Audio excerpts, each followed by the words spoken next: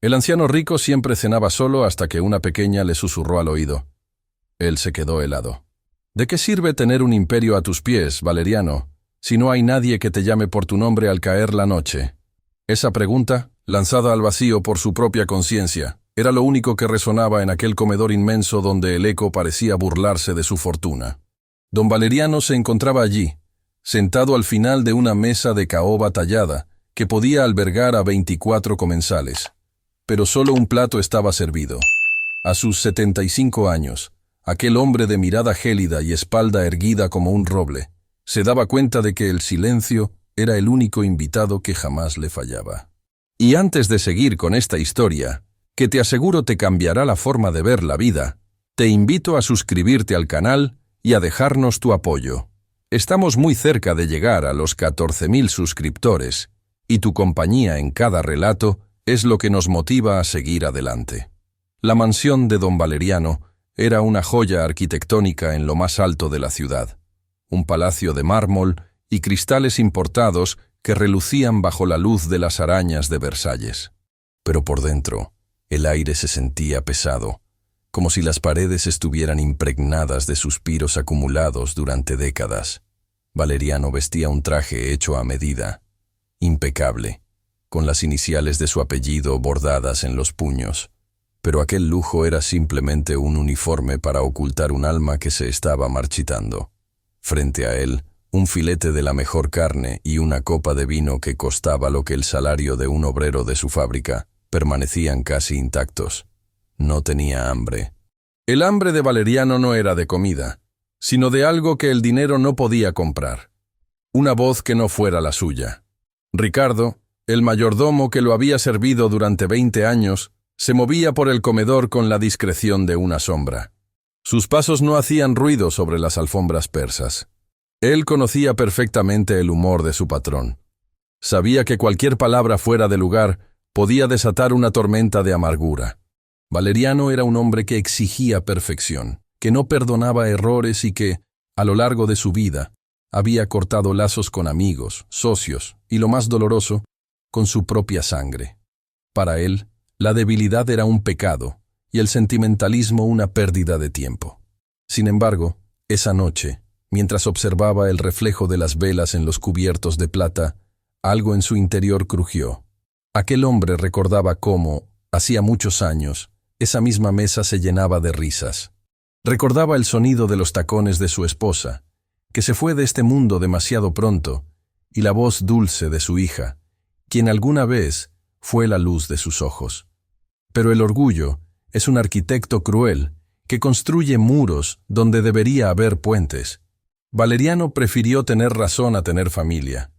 Prefirió el control a la comprensión. Y ahora, allí estaba, en la cima de una montaña de oro, sintiendo el frío más intenso que un ser humano puede experimentar, el frío de la indiferencia. A veces, Valeriano cerraba los ojos e intentaba imaginar que alguien aparecería por la puerta principal. Quizás un perdón, quizás una segunda oportunidad. Pero luego abría los ojos y solo veía los cuadros costosos en las paredes, retratos de antepasados que parecían juzgarlo con sus miradas pintadas al óleo. Su vida se había convertido en un ritual mecánico. Despertar, revisar cuentas, dar órdenes, cenar solo y dormir en una cama donde las sábanas de seda no lograban calentar sus huesos. Él creía que lo tenía todo bajo control, que su soledad era una elección de poder, una marca de superioridad. Qué equivocado estaba, amigas mías. No hay pobreza más grande que la de aquel que llega al final del camino con los bolsillos llenos y los brazos vacíos. En la cocina de la mansión, el ambiente era distinto. Allí se escuchaba el murmullo de los empleados, el traqueteo de las ollas y el aroma del café recién hecho. Pero para Valeriano, ese mundo era invisible. Él solo veía resultados, eficiencia y obediencia. Nunca se detenía a preguntar por la salud de quien limpiaba sus pisos o por los sueños de quien conducía su coche. Para él, las personas eran piezas de un engranaje. Lo que él no sabía era que esa misma noche, una pieza nueva, pequeña y aparentemente insignificante, estaba a punto de entrar en su mundo perfecto y ordenado para ponerlo todo de cabeza. El viento golpeaba los grandes ventanales, anunciando una tormenta inminente. Las cortinas de terciopelo se agitaban levemente y las sombras de la noche parecían estirarse por el pasillo. Valeriano tomó un sorbo de vino, sintiendo su sabor amargo. Se miró las manos, esas manos que habían firmado contratos millonarios y que ahora temblaban ligeramente. Se preguntó, por un segundo, si alguien lloraría el día que él ya no estuviera para ocupar esa silla. La respuesta fue un silencio todavía más profundo, un vacío que le apretó el pecho con la fuerza de una verdad olvidada. Él no sabía que, tras la pesada puerta de madera que dividía el comedor de la zona de servicio, unos ojos curiosos lo observaban, unos ojos que no conocían de acciones, de herencias, ni de rencores antiguos. La inocencia estaba acechando al gigante de piedra. Valeriano dejó la copa en la mesa y se dispuso a levantarse, listo para terminar otra noche igual a las 1000 anteriores. Pero antes de que pudiera ponerse de pie, escuchó un sonido extraño. No fue el viento, ni el crujir de la madera, ni el movimiento de Ricardo. Fue un paso pequeño, un roce casi imperceptible sobre el mármol frío. Valeriano frunció el ceño, recuperando su máscara de autoridad. «¡Ricardo!», llamó con voz firme. «¿Hay alguien más aquí?». Nadie respondió. El mayordomo estaba en la bodega, y los demás empleados ya se habían retirado a sus habitaciones. Don Valeriano se quedó quieto, conteniendo el aliento. En ese instante, sintió una presencia a su espalda. Un calorcito humano que no encajaba en aquel ambiente sepulcral. Sintió que una pequeña mano se apoyaba apenas en el respaldo de su silla. Él, que había enfrentado a los tiburones más feroces del mundo de los negocios, sintió un escalofrío que le recorrió la columna vertebral. No se atrevió a girar la cabeza de inmediato. Algo en la atmósfera había cambiado. El olor a perfume caro y a encierro fue reemplazado por un aroma suave, como a jabón de flores y a infancia. Entonces, en medio de aquel silencio que antes le pesaba, escuchó una voz. No era una voz de mando, ni una voz de miedo. Era una voz cristalina, un susurro que llegó directo a su oído derecho, tan cerca que pudo sentir el aliento tibio de quien hablaba. Lo que esa pequeña voz dijo no fue un insulto, ni una petición de dinero, ni una queja. Fue una frase corta, apenas 5 palabras, pero fueron suficientes para que don Valeriano se quedara helado, con el corazón detenido en el tiempo y la mirada clavada en la nada. En ese preciso momento, el gran millonario comprendió que su fortaleza de soledad acababa de ser invadida por la única fuerza capaz de derribar sus muros. Pero para saber qué fue lo que ella susurró y por qué él reaccionó de esa manera, tendremos que seguir adelante en este viaje emocional. Porque la vida, queridas amigas, siempre tiene una forma muy curiosa de recordarnos que el corazón nunca olvida lo que el orgullo intenta enterrar. Aquel hombre, que podía comprar voluntades con un movimiento de su pluma, se sentía ahora como un náufrago en su propia casa. El susurro de la niña seguía vibrando en el aire del comedor, pero para Valeriano, el tiempo se había detenido mucho antes, en una época donde el oro aún no le pesaba tanto en el alma. Verán, amigas mías, nadie nace con el corazón de piedra. A Valeriano la vida y su propia ambición lo fueron esculpiendo hasta dejarlo así, frío y distante. Para entender por qué las palabras de una pequeña de 7 años lo habían dejado paralizado, tenemos que viajar hacia atrás, a los días en que esta mansión no era un museo de silencios, sino el sueño de un hombre joven que juró que nunca pasaría hambre. Valeriano venía de abajo, de esos barrios donde el polvo se mete en la garganta y las oportunidades son tan escasas como la lluvia en el desierto. Desde pequeño, vio a su madre trabajar hasta el cansancio, cosiendo uniformes ajenos para poner un plato de frijoles en la mesa. Esa pobreza le dolió tanto que se convirtió en su motor. Se prometió a sí mismo que sería el hombre más rico de la ciudad, que sus hijos caminarían sobre mármol y que nadie volvería a mirarlo por encima del hombro. Y lo logró. Vaya si lo logró. Pero en esa carrera desenfrenada por acumular ceros en la cuenta bancaria, Valeriano fue dejando jirones de su humanidad en cada contrato y en cada oficina. Su esposa, Beatriz, era una mujer de una dulzura infinita, el equilibrio perfecto para su fuego. Ella lo apoyó cuando no tenían nada.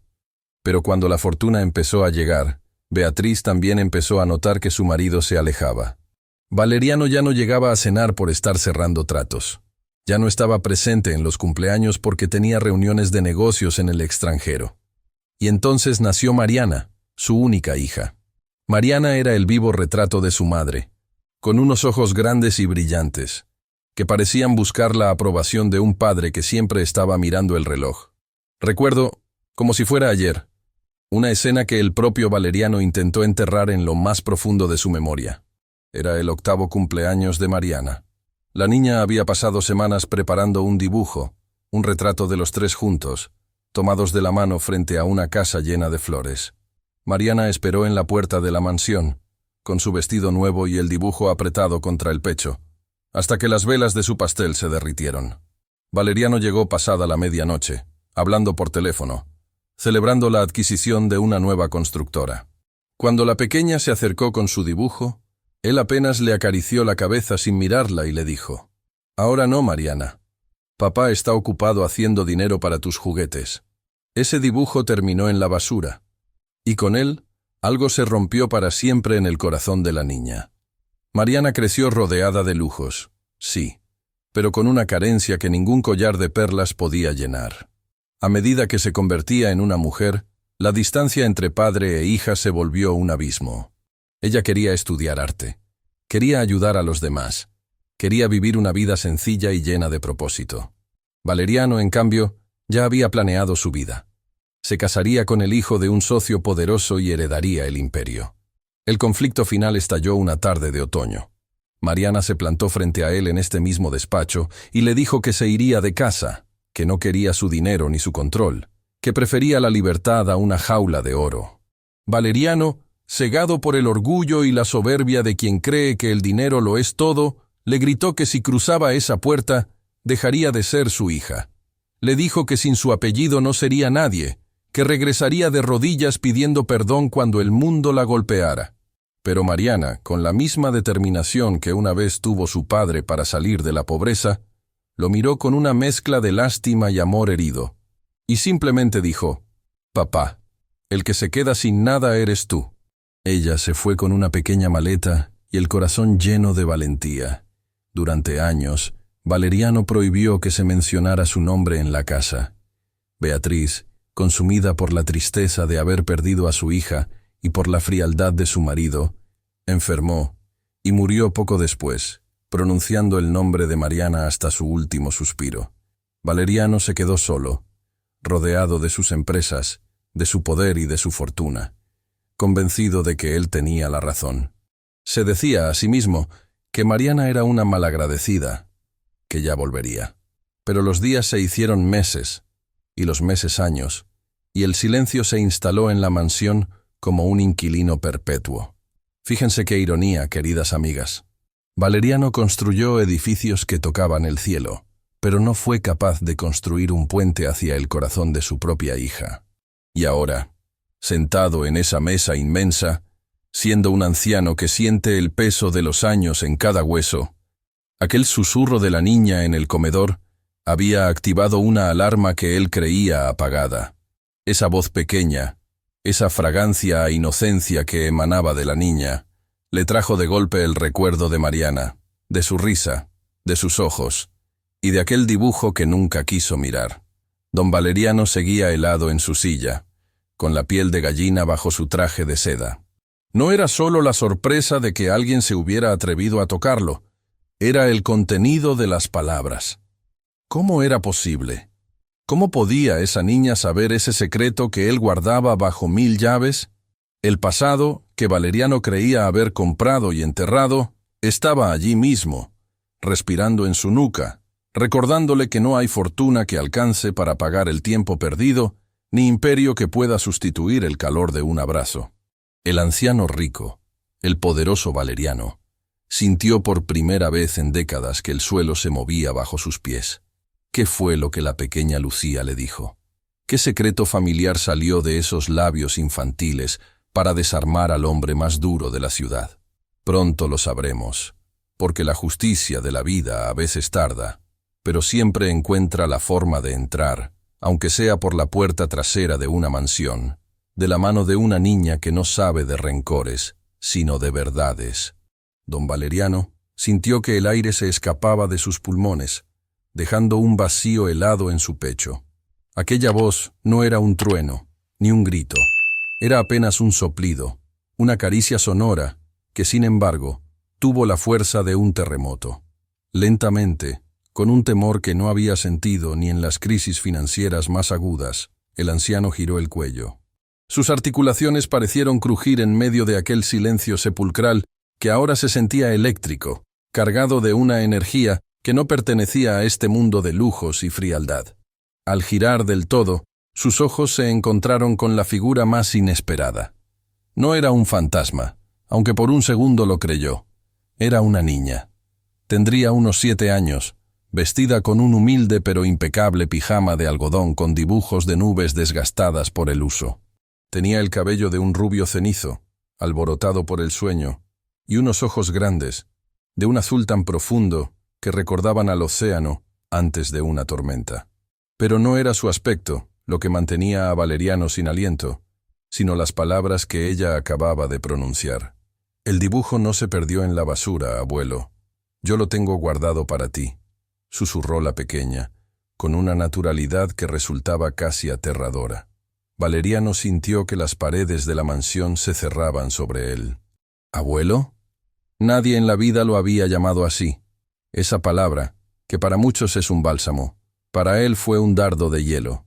Pero lo que realmente le heló la sangre fue la mención del dibujo. Nadie sabía lo del dibujo del 8º cumpleaños de Mariana. Nadie. Su esposa Beatriz había muerto sin saber que él lo había tirado, y la propia Mariana se había marchado creyendo que su padre simplemente lo había ignorado. Era un secreto que Valeriano había cargado como una piedra en el zapato durante décadas, una culpa sorda que lo visitaba en sus noches de insomnio. ¿Quién eres tú?, logró articular Valeriano, con la voz quebrada, una voz que ya no sonaba a autoridad, sino a un hombre viejo y asustado. ¿Cómo entraste aquí? ¿Quién te enseñó a decir eso? La niña no retrocedió. A diferencia de los adultos que temblaban ante la sola presencia de don Valeriano, ella lo miraba con una mezcla de curiosidad y una ternura que resultaba insultante para el ego del anciano. Extendió su pequeña mano, con los dedos manchados ligeramente de crayón, y rozó la manga del costoso traje de seda de Valeriano. «Me llamo Lucía», respondió ella en voz baja. «Mi mamá dice que no debo molestarte porque eres un hombre muy importante y muy triste. Pero yo te vi desde la puerta y me diste pena. Estás cenando solito, y la comida se ve muy fría». Valeriano intentó recuperar su compostura. Se puso de pie, su silla chirrió contra el mármol, un sonido estridente que pareció despertar a la casa. «Ricardo, seguridad», gritó, pero su voz no tenía la fuerza habitual. Estaba temblando. En ese momento, la puerta pesada que conducía a las áreas de servicio se abrió de par en par. Una mujer joven, de unos 30 años, entró corriendo con el rostro desencajado por el pánico. Vestía el uniforme gris de las empleadas de limpieza nocturna. Al ver a la niña junto al gran patrón, la mujer se puso pálida, como si estuviera viendo su propia sentencia de muerte. «Lucía, Dios mío, perdóname, don Valeriano», exclamó la mujer, cayendo casi de rodillas mientras tomaba a la niña por los hombros para apartarla. «Lo siento tanto, señor. Se quedó dormida en el cuarto de servicio mientras yo terminaba de encerar los pasillos del ala este. Debió despertarse y escapar. Por favor, no me despida. Se lo suplico. Necesito este trabajo».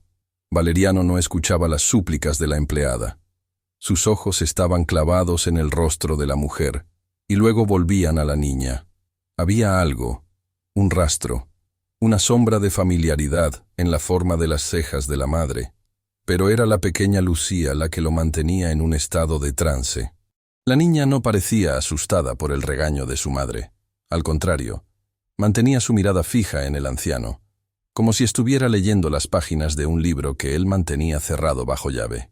«Elena, llévate a la niña ahora mismo», dijo Valeriano, tratando de que sus manos no temblaran a la vista de la empleada. «Mañana hablaremos de esto. Ahora, fuera de mi vista». Elena asintió frenéticamente, con lágrimas en los ojos, y arrastró suavemente a Lucía hacia la salida. Pero antes de cruzar el umbral, la pequeña se detuvo un segundo, se giró y le dedicó a Valeriano una sonrisa pequeña, casi cómplice. «Mañana te enseñaré el dibujo, abuelo», dijo la niña antes de que la puerta se cerrara tras ellas. Don Valeriano se dejó caer de nuevo en su silla. El comedor, que siempre le había parecido un símbolo de su triunfo sobre el mundo, ahora se le antojaba una celda fría. El silencio regresó, pero ya no era el silencio de siempre. Estaba habitado por fantasmas que él creía haber exorcizado con dinero. ¿Cómo era posible que esa niña supiera lo del dibujo? ¿Por qué lo llamaba abuelo? La lógica de su mente empresarial buscaba una explicación racional, un engaño, una treta de la empleada para conmoverlo, un espionaje. Pero su corazón, ese órgano oxidado que apenas recordaba cómo latir con fuerza, le decía algo muy distinto. El pasado no estaba muerto, y la tormenta que golpeaba los cristales de la mansión no era nada comparada con la que acababa de desatarse en su interior. A la mañana siguiente, el sol se filtraba por las pesadas cortinas de seda de la biblioteca, pero la luz no traía claridad a la mente de don Valeriano. Había pasado la noche en vela, dando vueltas en su cama de sábanas frías, con la frase de la niña martilleando en sus sienes. El dibujo no se perdió, abuelo. ¿Cómo era posible? Sus dedos, habituados a firmar cheques de 6 cifras, tamborileaban nerviosos sobre el escritorio de ébano. Sabía que debía actuar con frialdad, como el tiburón de los negocios que todos temían, pero en su interior, un muro de décadas empezaba a agrietarse. «Ricardo», llamó por el intercomunicador con voz ronca, «trae a la mujer de la limpieza, a Elena, y que traiga a la niña». Minutos después, la puerta se abrió con un leve quejido. Elena entró primero, con la cabeza baja y las manos entrelazadas con tanta fuerza que sus nudillos estaban blancos. Lucía venía detrás, aferrada a la falda de su madre, pero a diferencia de Elena, su mirada no reflejaba miedo, sino una curiosidad luminosa. Don Valeriano las observó desde su trono de cuero, tratando de recuperar su máscara de hierro. «Siéntense», ordenó, aunque en realidad quería que se fueran para dejar de sentir esa punzada en el pecho. Elena se sentó en el borde de una silla, como si temiera ensuciarla con su sola presencia. «Señor, le juro que no volverá a pasar. Lucía es una niña buena, solo que a veces dice cosas, tiene mucha imaginación. Por favor, no nos eche a la calle. Sin este empleo no tengo nada». Valeriano clavó su mirada en Elena. Observó sus manos maltratadas por los productos de limpieza, su rostro cansado pero digno. Había algo en la curva de su boca que le recordaba a alguien, pero su mente se negaba a conectar los puntos. «No me importa su imaginación, Elena. Me importa lo que dijo ayer. ¿Quién le enseñó a llamarme abuelo? ¿Quién le habló de un dibujo?» Elena tragó saliva, visiblemente confundida. «Nadie, señor. Ella dice que lo soñó. Que un ángel en sus sueños le cuenta historias sobre una casa grande y un hombre que tiene el corazón guardado en una caja de caudales. Yo le digo que guarde silencio, pero es una niña. No entiende de jerarquías». Valeriano soltó una risa seca, carente de alegría. «¿Un ángel? No me venga con cuentos de hadas, mujer. En este mundo solo hay intereses. ¿Quién le paga para que me diga esas cosas? ¿Es algún sindicato? ¿Es mi sobrino Alberto? No, señor». Elena se puso de pie, la dignidad brillando en sus ojos a pesar de la pobreza. «No acepto que piense eso. Somos pobres pero honradas. Lucía es lo único que tengo y no permitiría que nadie la usara. Ella lo quiere, aunque no lo conozca. No me pregunte por qué, pero desde que entramos a trabajar aquí, ella dice que siente que esta es su casa». En ese momento, Lucía se soltó de su madre y caminó hacia el gran ventanal que daba a los jardines perfectamente podados. «Abuelo», dijo sin girarse, «las flores tienen sed. Mi mamá dice que cuando las flores están tristes es porque nadie las mira con amor. Tú tienes muchas flores, pero están todas tristes». Valeriano sintió un nudo en la garganta que no pudo tragar. El descaro de la pequeña era desarmante. Se levantó y caminó hacia ella, manteniendo una distancia prudencial. «¿Por qué me llamas así, niña? No soy tu abuelo. Soy el dueño de esta casa. Tu patrón. Lucía se giró y lo miró fijamente. Sus ojos de cielo parecían ver a través de su traje, de su fortuna, directamente a su alma marchita. Tú eres el papá de la señora del dibujo. Ella me dijo que te cuidara. Dijo que te habías olvidado de cómo reír y que yo tenía que recordártelo. Elena sollozó en silencio, ocultando su rostro entre las manos. Valeriano, por primera vez en su vida, no supo qué decir. La lógica le gritaba que esto era una estafa maestra, pero el vello de sus brazos erizado le decía que estaba frente a algo sagrado. Lucía sacó algo del bolsillo de su pijama.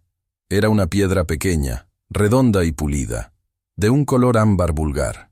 «Toma», dijo extendiendo su manita. «Es un tesoro. Si la aprietas fuerte, los pensamientos feos se van. Mi mamá me la dio cuando tenía miedo a la oscuridad. Tú le tienes miedo a la oscuridad de esta casa, ¿verdad?» Valeriano miró la piedra y luego la mano de la niña. Por un segundo, estuvo a punto de tomarla, de dejarse llevar por esa locura, pero el recuerdo de su orgullo y de la traición de su propia hija regresó como una marea negra. «Llévatela, Elena», dijo Valeriano, dándole la espalda. «Que empiece su turno de inmediato. Y que no vuelva a entrar a mi despacho». Las dos salieron de la habitación, dejando a Valeriano en un silencio que ahora le resultaba insoportable. Se sentó de nuevo, mirando el jardín. «Las flores están tristes», había dicho ella. Y él, el gran Valeriano, se dio cuenta de que él era la flor más marchita de todas, rodeada de agua que no podía beber y de un sol que ya no le calentaba la piel.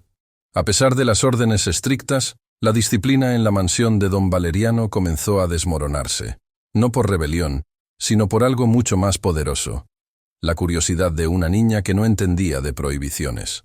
Los días siguientes a aquel encuentro en la biblioteca fueron extraños. Valeriano intentaba concentrarse en sus gráficos financieros, pero sus ojos se desviaban constantemente hacia la puerta. El gran reloj de péndulo del pasillo parecía marcar los segundos con una pesadez distinta, como si la arena del tiempo se hubiera vuelto más espesa, esperando algo que él no se atrevía a admitir que deseaba. Una tarde, mientras el sol se ponía tiñendo de un naranja encendido los lomos de cuero de los libros antiguos, la puerta se abrió apenas unos centímetros. No hubo un golpe, solo el suave roce de la madera sobre la alfombra. Una cabecita rubia se asomó. Lucía no traía piedras esta vez. Traía un viejo mazo de cartas que le faltaban la mitad de las figuras. Sin esperar invitación, se acercó al escritorio de ébano y dejó el mazo sobre un contrato de exportación millonario. «¿Sabes jugar a la casita?», preguntó ella, con esa seguridad que solo tienen los que no temen al rechazo. Valeriano la miró por encima de sus gafas de lectura. «Estoy trabajando, Lucía. Este papel que acabas de tapar vale más de lo que podrías imaginar». «Papá siempre decía que el papel es aburrido si no tiene dibujos», respondió ella trepando a una de las pesadas sillas de terciopelo. «Además, mi mamá dice que los hombres que trabajan mucho se vuelven de piedra, y yo no quiero que te conviertas en una estatua del jardín. Las estatuas tienen pajaritos en la cabeza y no hablan». Por primera vez en años, una pequeña grieta de humor atravesó la coraza de Valeriano. Se imaginó a sí mismo como una estatua de mármol en medio de la fuente, con un gorrión posado en su nariz, y una sonrisa involuntaria, casi imperceptible, asomó a sus labios. Apartó el contrato con un suspiro y tomó una de las cartas gastadas. «No sé jugar a la casita», confesó con voz baja, casi avergonzado. «Hace mucho que olvidé cómo se juega a cualquier cosa que no sea ganar». «Yo te enseño», dijo Lucía con entusiasmo. «Es fácil. Solo tienes que imaginar que estas cartas son personas y que esta mesa es un reino donde todos son amigos». Y así, mientras la noche caía sobre la ciudad, el hombre más temido del mundo empresarial pasó una hora construyendo castillos de naipes que se caían al menor suspiro. Pero lo más increíble no eran las cartas, sino lo que estaba sucediendo dentro de la mansión. Ricardo, el mayordomo, pasó frente a la biblioteca y se detuvo en seco al escuchar un sonido que creía extinto en esa casa. Una carcajada ronca, profunda y auténtica de don Valeriano. El mayordomo se santiguó en silencio y siguió su camino con una lágrima de alegría asomando en sus ojos. Poco a poco, El gris que dominaba la mansión empezó a ceder terreno ante los colores. Elena, la madre de Lucía, ya no caminaba pegada a las paredes con la cabeza baja. Ahora, bajo la protección silenciosa del patrón, se permitía cantar bajito mientras pulía los metales. La cocina volvió a oler a vainilla y canela, porque Valeriano había pedido por casualidad que se prepararan galletas, alegando que le hacían falta para sus reuniones, aunque todos sabían que terminaban en las manos de la pequeña Lucía. Valeriano empezó a notar detalles que antes le eran invisibles. Notó que el sol entraba con más fuerza por la mañana en el desayunador. Notó que el piano del gran salón estaba desafinado, y lo más importante, notó que su pecho ya no se sentía tan oprimido al despertar. La niña era como un rayo de luz en una cueva oscura. No necesitaba hacer mucho, solo estar allí, existiendo con su pureza, para que las sombras retrocedieran. Sin embargo, en el mundo de los hombres, la luz siempre atrae a las sombras de la envidia. Valeriano estaba cambiando, sí. Se estaba volviendo más humano. Pero para quienes esperaban que él siguiera siendo una máquina de producir dinero y herencias, ese cambio era una amenaza. El anciano rico, por fin, estaba empezando a vivir, pero el precio de esa nueva vida estaba a punto de cobrarse de la forma más cruel. Porque cuando un corazón de hielo empieza a derretirse, es cuando más vulnerable se vuelve a las puñaladas de los que prefieren verlo congelado. Valeriano miró a Lucía, que se había quedado dormida sobre la alfombra de la biblioteca, y por un instante sintió un miedo atroz. No era miedo a perder su fortuna, sino miedo a perder esa pequeña chispa de esperanza que acababa de encontrar. ¿Cómo podía una niña tan pequeña haber detenido su reloj de arena y haberle devuelto las ganas de ver el mañana? Pero la felicidad en los palacios suele ser un cristal muy fino que se rompe con el primer golpe de la envidia. Mientras don Valeriano redescubría el calor de una risa, fuera de los muros de la mansión, alguien observaba con ojos cargados de veneno. Alberto, el único sobrino vivo de Valeriano, era un hombre que lo tenía todo por herencia y nada por mérito. Elegante, de gestos estudiados y una sonrisa que nunca llegaba a sus ojos, Alberto había pasado años contando los días que le quedaban a su tío, calculando mentalmente el valor de cada cuadro, de cada empresa y de aquel terreno inmenso sobre el que se alzaba la mansión. Para él, Valeriano no era un ser humano, sino una caja fuerte que tardaba demasiado en abrirse. Aquella tarde, Alberto entró en la casa sin anunciar, usando su propia llave como quien entra en una propiedad que ya siente suya. Esperaba encontrar el silencio sepulcral de siempre, pero lo que escuchó lo detuvo en seco. El sonido de un piano desafinado tocando una melodía infantil y la risa de su tío, una risa que Alberto no había escuchado en toda su vida. Al asomarse al salón, vio una escena que le revolvió el estómago.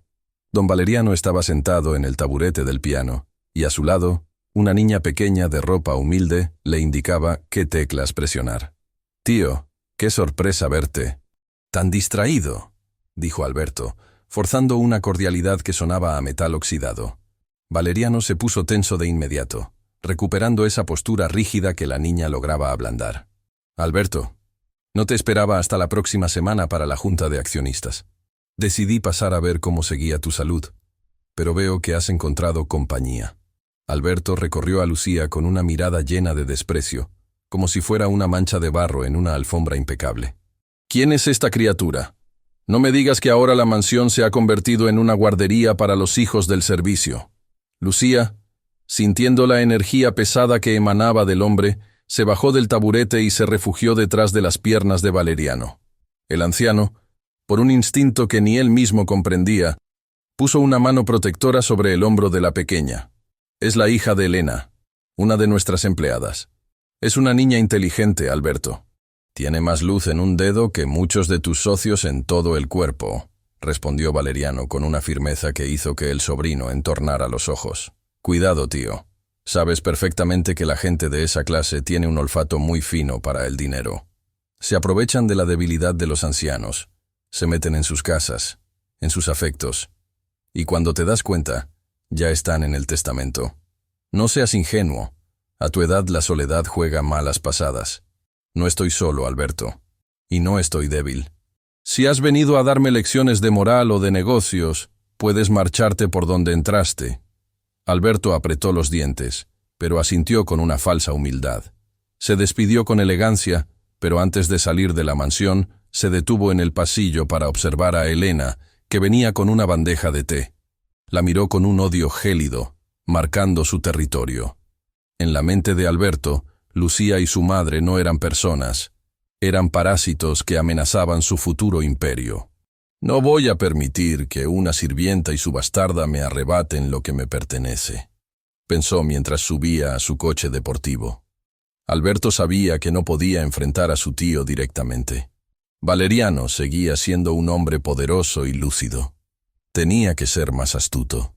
Tenía que atacar el eslabón más débil. Tenía que hacer que Elena y Lucía parecieran lo que él quería que fueran: ladronas, oportunistas, criminales. Esa noche, mientras la mansión dormía, el lobo empezó a tejer su red.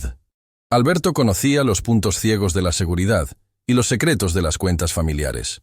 Solo necesitaba un descuido, una joya desaparecida, una duda sembrada en el momento justo. Sabía que su tío tenía un pasado lleno de traumas y que su mayor miedo era ser traicionado de nuevo, como él sentía que lo había traicionado su hija Mariana. Amigas, es triste ver cómo el corazón de un hombre puede podrirse por la codicia. Alberto estaba dispuesto a todo por un puñado de oro, sin entender que lo que Valeriano estaba ganando con esa niña valía mucho más que todas las acciones de su empresa. La sombra de la traición empezaba a alargarse sobre los pasillos de mármol, y el pobre Valeriano, que apenas empezaba a abrir los ojos a la vida, no sospechaba que el mayor peligro no venía de afuera, sino de su propia sangre.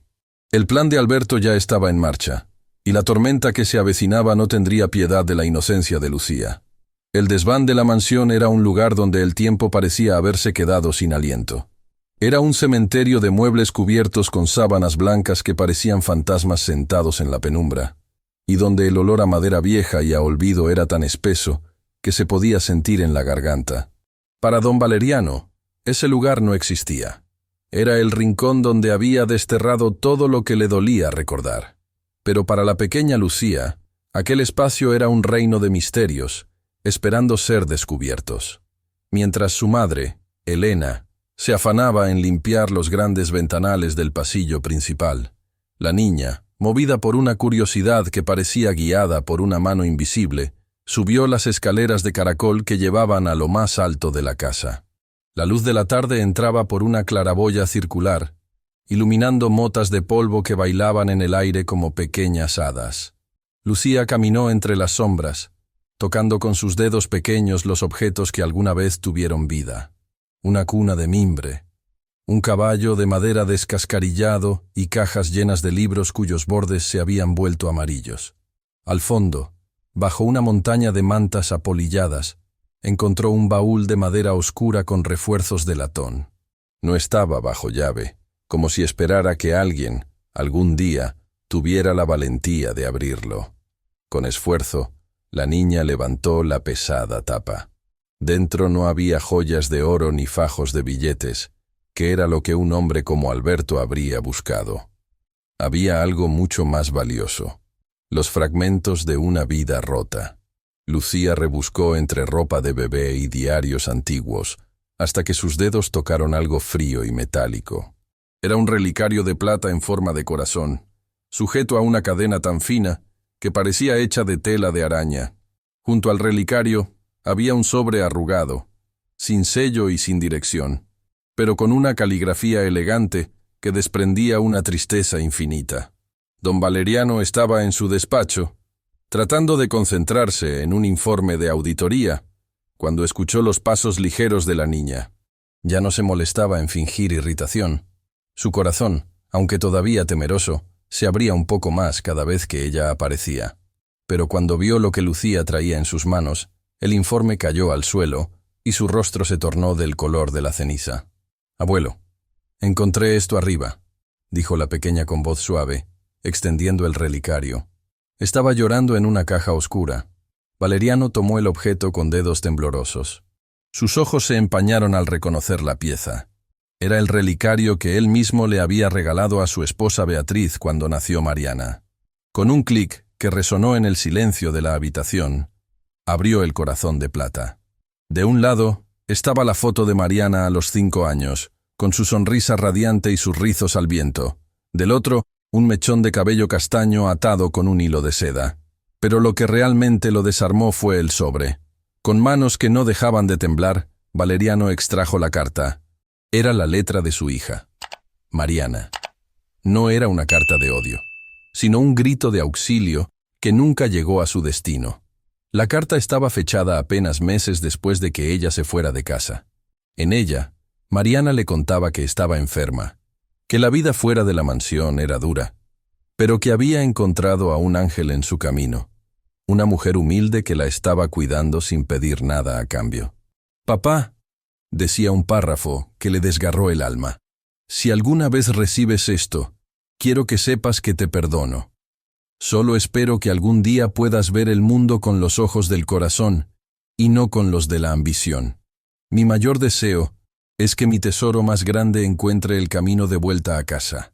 Valeriano se dejó caer en su silla, sollozando sin consuelo, un llanto que había estado contenido durante más de 20 años. La pequeña Lucía se acercó y, sin decir una palabra, rodeó el cuello del anciano con sus brazos delgados, apoyando su cabecita en el hombro del hombre que el mundo creía de piedra. «Ella sabía que vendrías», susurró la niña al oído de Valeriano. «Me dijo que el abuelo Valeriano solo necesitaba una llave para abrir su caja de caudales y que esa llave no era de oro». En ese momento, el anciano rico comprendió que la llegada de Elena y Lucía a su casa no había sido una coincidencia del destino, ni un error de la agencia de empleos. Había un hilo invisible, tejido con amor y perdón, que lo estaba uniendo a su pasado de una forma que nunca imaginó. Miró a la niña, y por primera vez vio en sus ojos azules el mismo brillo de esperanza que Mariana tenía antes de que él se lo apagara.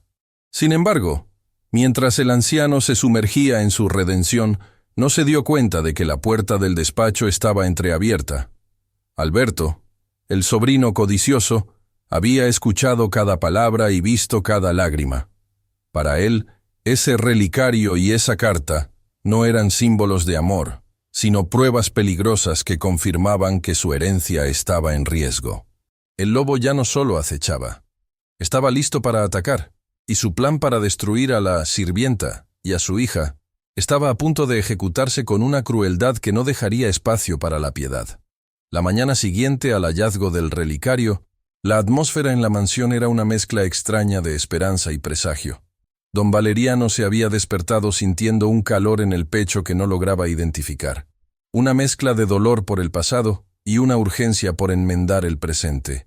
Sin embargo, el destino, o mejor dicho, la maldad humana, tenía otros planes. Alberto, el sobrino que llevaba el veneno en las venas, no había pasado la noche en vela por amor, sino afinando los detalles de una trampa mortal. Sabía que si no actuaba rápido, el corazón del anciano se abriría del todo, y él quedaría fuera de la herencia para siempre. Cerca del mediodía, cuando el sol golpeaba con fuerza los cristales, un grito desgarrador rompió la paz del salón principal. Alberto bajó las escaleras a toda prisa, con el rostro fingiendo una agitación extrema. «Tío, tío, es un desastre», gritó, irrumpiendo en el despacho donde Valeriano desayunaba con Lucía a su lado. «El collar de esmeraldas de la tía Beatriz ha desaparecido de la caja fuerte de la alcoba principal». Valeriano se puso en pie de un salto, sintiendo que el mundo volvía a oscurecerse. «¿De qué hablas, Alberto? Esa caja fuerte tiene una combinación que solo nosotros conocemos». «Eso es lo que yo pensaba, pero la puerta estaba entornada. Alguien ha estado vigilando, tío. Alguien que conoce tus movimientos, que sabe cuándo bajas a desayunar y cuándo dejas las llaves descuidadas». Alberto lanzó una mirada de soslayo a Lucía, quien miraba la escena con los ojos muy abiertos. «No podemos dejar que esto pase. He llamado a la policía y están por llegar. Pero antes, he tomado la libertad de pedirle a Ricardo que reúna a todo el servicio en el patio». Valeriano, confundido y con el viejo instinto de desconfianza despertando en su interior, Caminó hacia el patio de la mansión. Allí estaban todos: el jardinero, el cocinero, Ricardo y, por supuesto, Elena. La mujer temblaba, apretando su delantal con manos inquietas. No entendía qué estaba pasando, pero el miedo de los que no tienen nada ante la acusación de los poderosos ya la estaba consumiendo. «Procederemos a una revisión de las pertenencias de todos», declaró Alberto con una frialdad quirúrgica. «Es un procedimiento estándar en estos casos. Tío, espero que no te opongas. Es el honor de nuestra familia lo que está en juego». Valeriano guardó silencio. Su mente era un campo de batalla entre el hombre que empezaba a amar y el hombre que había sido traicionado tantas veces. Miró a Elena y luego a Lucía, que se había acercado a su madre. Por un segundo, quiso detenerlo todo, pero Alberto ya estaba vaciando el humilde bolso de tela que Elena usaba para llevar sus pocas pertenencias. El sonido del metal contra el suelo de piedra fue como un disparo. Entre un peine viejo, un trozo de pan y unas llaves, apareció el collar de esmeraldas. Las piedras verdes brillaron bajo el sol, burlándose de la miseria de la escena. Un silencio sepulcral cayó sobre el patio. «¡No! ¡Eso no es mío! ¡Yo no sé cómo llegó eso ahí!», gritó Elena cayendo de rodillas con el rostro bañado en lágrimas. «Señor Valeriano, se lo juro por la vida de mi hija. Yo nunca tocaría algo que no es mío. Por favor, créame». «¡Ladrona!», rugió Alberto, acercándose a ella con paso amenazante. «Usaste a tu hija para distraer a mi tío, para ablandarle el corazón mientras tú saqueabas sus recuerdos. Eres una oportunista de la peor calaña». Lucía se lanzó sobre su madre, abrazándola con todas sus fuerzas. «Mi mamá no miente. Ese señor malo puso algo en el bolso. Yo lo vi cerca de los casilleros», gritó la niña, señalando a Alberto con un dedo valiente. Alberto soltó una carcajada cínica. «Escúchenla. Hasta la niña está entrenada para mentir. Tío, ¿vas a permitir esto? La evidencia está ahí. La policía está en la puerta. Si no presentas cargos ahora mismo, estarás admitiendo que cualquiera puede entrar a tu casa y robarte en la cara». Valeriano miraba el collar en el suelo. Miraba a Elena, deshecha en llanto, y a la pequeña Lucía, cuya mirada de decepción hacia él le dolía más que cualquier robo. La presión del «¿qué dirán?», de su prestigio y de la evidencia física, luchaba contra ese susurro en su oído que todavía resonaba desde la primera noche. El anciano rico, rodeado de su gente y de su sobrino, se sintió más solo que nunca. Tenía que tomar una decisión que marcaría el resto de su vida y el destino de esas dos almas inocentes. El silencio que siguió a la acusación de Alberto fue más pesado que el mármol de las escaleras. Don Valeriano miraba el collar de esmeraldas, cuyas facetas verdes parecían ojos burlones bajo la luz del patio. Elena seguía en el suelo, abrazada a Lucía, sollozando con la desesperación de quien sabe que la verdad, a veces, no es suficiente contra el poder. Alberto, con una sonrisa de triunfo apenas contenida, sacó su teléfono para presionar el botón de llamada a las autoridades, pero entonces, una voz que no sonaba a la de un anciano derrotado, sino a la de un juez implacable, detuvo el tiempo. «Guarda ese teléfono, Alberto», dijo Valeriano. Su voz era un hilo de acero. «Ricardo, lleva a Elena y a la niña a la cocina. Que les den un té y que nadie las moleste. Alberto, tú vienes conmigo al despacho. Ahora». El sobrino parpadeó, confundido. «Pero tío, la evidencia es clara». «He dicho que al despacho», repitió Valeriano, dándose la vuelta con una agilidad que no mostraba desde hacía años. Una vez tras las puertas cerradas de la biblioteca, el ambiente se volvió gélido. Alberto empezó a caminar de un lado a otro, gesticulando con las manos. «Tío, entiendo que te hayas encariñado con la niña, pero esa mujer es una criminal. Te ha estado manipulando. Es obvio que aprovechó tu vulnerabilidad». «¿Mi vulnerabilidad?». Valeriano se sentó tras su escritorio y abrió un cajón con una llave pequeña que llevaba colgada al cuello. «Tú crees que soy un anciano decrépito, Alberto. Crees que los años me han nublado el juicio y que puedes jugar conmigo como si fuera un niño. Pero te olvidas de algo. Yo construí este imperio desde la nada. Y nadie llega a donde yo estoy siendo un tonto». Valeriano sacó una tableta digital de su cajón. Alberto palideció ligeramente al ver el dispositivo. He pasado la noche analizando las cuentas de la empresa, Alberto. Esas que tú manejas mientras yo descanso. He encontrado desvíos, facturas falsas y una deuda personal tuya en casinos que supera los 3 millones de dólares. Estás en la quiebra, sobrino. Necesitabas ese collar, o al menos necesitabas que Elena fuera expulsada para que no hubiera nadie más cerca de mi testamento. ¡Eso es mentira!, gritó Alberto, aunque el sudor empezaba a perlarle la frente. Son errores contables. Yo puedo explicarlo. No te molestes, interrumpió Valeriano, su mirada clavada en el hombre que compartía su sangre pero no sus valores. Pero lo que más me duele no es el dinero. Es esto. Don Valeriano puso sobre la mesa un fajo de sobres amarillentos, atados con una liga. Alberto retrocedió como si hubiera visto una serpiente. Eran cartas. Cartas con el remitente de Mariana, enviadas desde diferentes ciudades de Europa a lo largo de los últimos 10 años. ¿Sabes qué encontré cuando revisé las cámaras de seguridad que instalé en el pasillo del servicio hace meses por pura paranoia? Continuó Valeriano, con la voz quebrada por la emoción. Te vi, Alberto. Te vi esta mañana entrando al cuarto de Elena con el collar en la mano. Pero también recordé algo. Recordé que tú eras el encargado de recoger el correo durante los años en que Mariana se fue. Estas cartas nunca llegaron a mis manos. Tú le dijiste a mi hija que yo la odiaba, que no quería saber nada de ella. Y a mí me dijiste que ella se había olvidado de nosotros. Alberto se quedó mudo, su máscara de perfección desmoronándose pieza por pieza.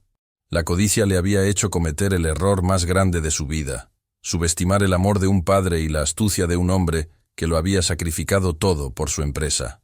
Tú causaste el abismo entre mi hija y yo, susurró Valeriano, y esta vez una lágrima corrió por su mejilla. La dejaste morir en la soledad mientras me hacías creer que ella me despreciaba. Todo por una herencia. Eres un monstruo, Alberto. Ella no merecía nada. Estalló Alberto, su verdadera naturaleza saliendo a flote. Era una rebelde que despreciaba tu esfuerzo. Yo he estado aquí, aguantando tus humores, tus silencios, tu vejez. Yo soy quien merece este imperio. Valeriano se puso de pie, recuperando toda su estatura. No te pertenece nada. Ni un centavo, ni un ladrillo, ni siquiera mi apellido. Ricardo ya ha llamado a los abogados. La policía está en camino, pero no para llevarse a Elena, sino para llevarte a ti por fraude, robo y extorsión. Tienes 5 minutos para salir de mi vista antes de que te saquen esposado. Alberto, derrotado y con el odio hirviendo en sus venas, salió del despacho como un animal herido. Valeriano se quedó solo en la habitación, rodeado de sus millones, pero sintiendo que por fin, después de décadas de oscuridad, la verdad brillaba con una luz cegadora. Caminó hacia la ventana y vio a Lucía en el jardín, ajena a la tormenta que acababa de pasar, acariciando una de las flores tristes que ahora parecían cobrar vida. El anciano rico comprendió que su mayor enemigo no había sido la pobreza de su infancia, ni la rebeldía de su hija, sino el lobo que alimentaba en su propia mesa. Pero la mayor sorpresa aún estaba por llegar, porque cuando Elena entró al despacho para agradecerle, traía consigo algo que no era una joya de esmeraldas, sino la prueba final de que los milagros, amigas mías, no ocurren por casualidad, sino por un plan divino que ni el hombre más rico del mundo puede comprar. Elena entró al despacho con paso vacilante. Sus ojos aún estaban rojos por el llanto, pero en su rostro ya no había miedo, sino una determinación serena. Don Valeriano, sentado frente a los restos de su antigua vida, la miró con una humildad que nunca antes había mostrado. Ya no era el patrón. Era un hombre buscando desesperadamente una balsa en medio de un mar de remordimientos. «Elena», dijo Valeriano, con la voz quebrada, «perdóname. El dinero me volvió ciego, pero mi sangre me volvió cruel. Mi sobrino ya no volverá a molestarlas. Pero dime la verdad, te lo ruego. ¿Cómo sabía Lucía lo del dibujo? ¿Cómo es que tienes esas cartas?» Elena se acercó al escritorio, y de un pequeño sobre que guardaba bajo su uniforme, sacó un papel amarillento y desgastado. Lo extendió con cuidado sobre la mesa. Valeriano sintió que el corazón se le salía del pecho. Era el dibujo. Aquel retrato de los tres tomados de la mano frente a una casa llena de flores que él había tirado a la basura hacía décadas.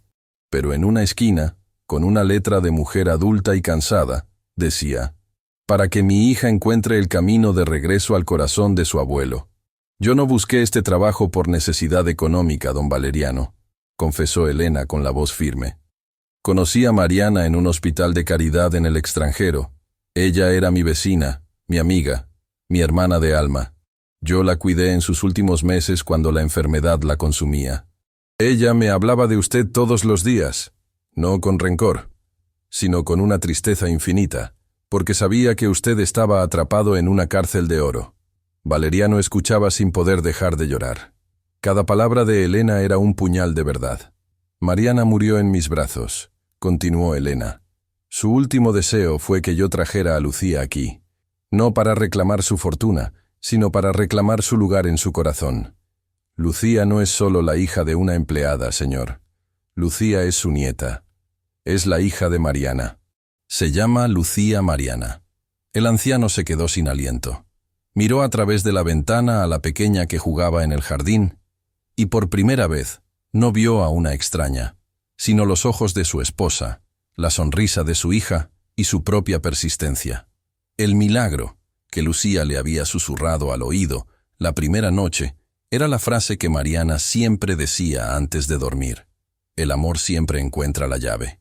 Valeriano se levantó y, rompiendo todas las barreras del orgullo, abrazó a Elena.